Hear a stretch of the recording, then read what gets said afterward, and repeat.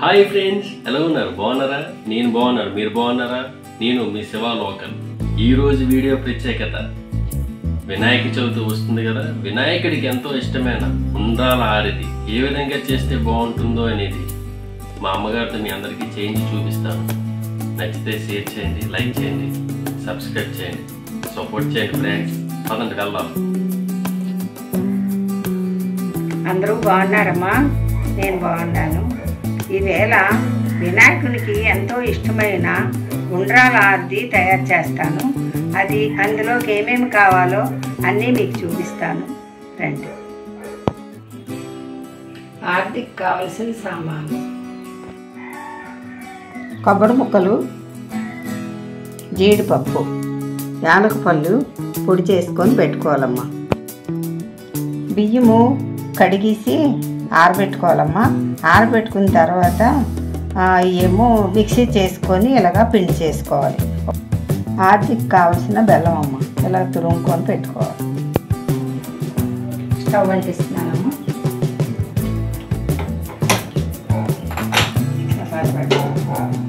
కొంచెం వాటర్ వేసుకోవాలి అమ్మ. బెల్లం వేస్తున్నాను. అంటే అందరూ బెల్లం వేయరు, చప్పగా చేసుకుంటారు, కానీ నేను బెల్లం వేసి కొంచెం తీపిదనం వస్తుంది కదా అనేసి బెల్లం వేస్తాను. రుచి కోసం కొంచెం సాల్ట్ కూడా వేస్తాను.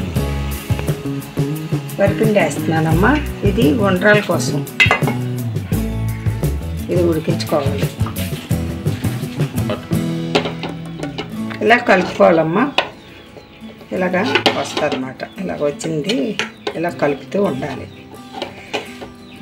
కొంచెం నెయ్యి వేస్తాను. అదే చల్లగా అయిందమ్మా ఇది. ఇప్పుడేమో ఉండ్రాలు చుడుతున్నాను. ఇలా చుట్టుకోవాలన్నమాట. మీరు కూడా ఇలా చుట్టి ఇలా పెట్టుకోవాలి. తాలికలు ఇలా చేసుకోవాలమ్మా. ఇలాగా పొడవుగా చేసుకోవాలి.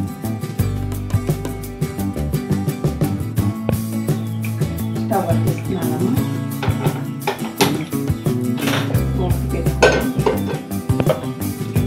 పెద్ద గ్లాస్తో నీళ్ళు వేస్తున్నానమ్మా.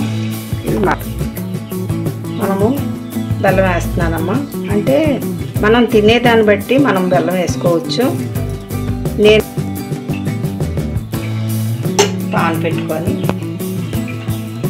కొబ్బరి ముక్కలు, జీడిపప్పు వేపడం కోసం కొంచెం నెయ్యి వేస్తున్నానమ్మా. 1 స్పూన్లు. ముందు కూడా జీడిపప్పు వేస్తున్నానమ్మా. జీడిపప్పు వేపుతాను.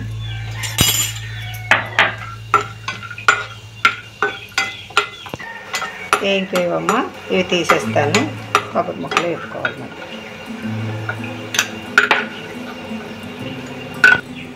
కొబ్బరి ముక్కలు వేపుతున్నానమ్మా.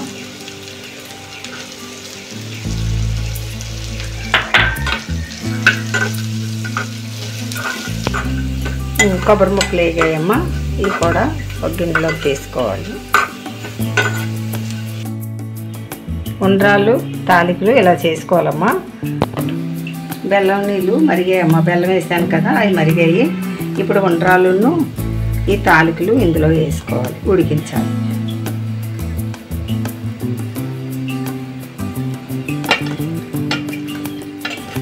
ఇవి ఉడకాలి.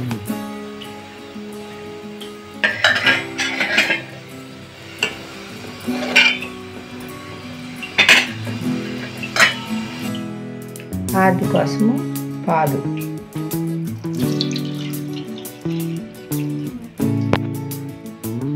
వరిపిండి పాలల్లో కలుపుతానమ్మా. ఎందుకంటే నేను పాలలో కలుపుతున్నాను, అందులోని పాలు వేసిస్తే విరిగిపోతాయని నేను విడిగా పాలలో వరిపిండి కలిపి ఆ బెల్లం నీళ్ళు మరుగుతున్నాయి కదా అందులో వేస్తానమాట. ఇలా కలుపుకోవాలి. ఉండలు లేకుండా శుభ్రంగా కలపాలి. పాలలో వరిపిండి ఉండలు లేకుండా ఇవమ్మ ఇలా కలుపుకోవాలి. మీరు కొంచెం సాల్ట్ వేసుకోవాలమ్మా రుచి కోసం. ఉండ్రాలు బాగా ఉడికాయమ్మా. వరిపిండి పాలల్లో కలిపాను కదమ్మా. ఇప్పుడు ఇలా తిప్పుకుంటూ వేయాలన్నమాట. వేస్తూ కలుపుతూ ఉండాలి.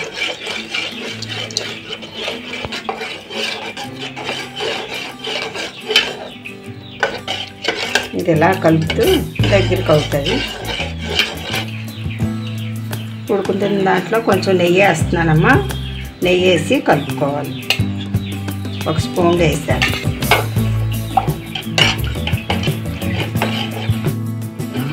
ఉడుకుతున్న దాంట్లో యాలక పొడి కూడా వేస్తున్నానమ్మా.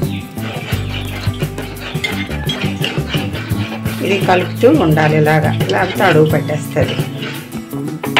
కొబ్బరి ముక్కలు వేస్తున్నానమ్మా వేగినవి. జీడిపప్పు కూడా వేస్తున్నాను.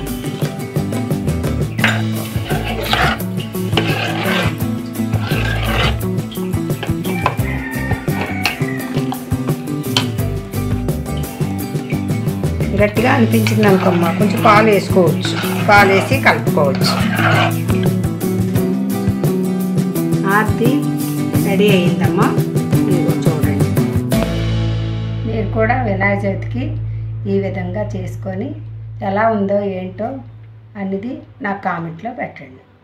ఇంకా ఉంటానమ్మా. మళ్ళీ ఇంకొక వంటకంతో మళ్ళీ మేము ముందుకు వస్తాను. బాయ్.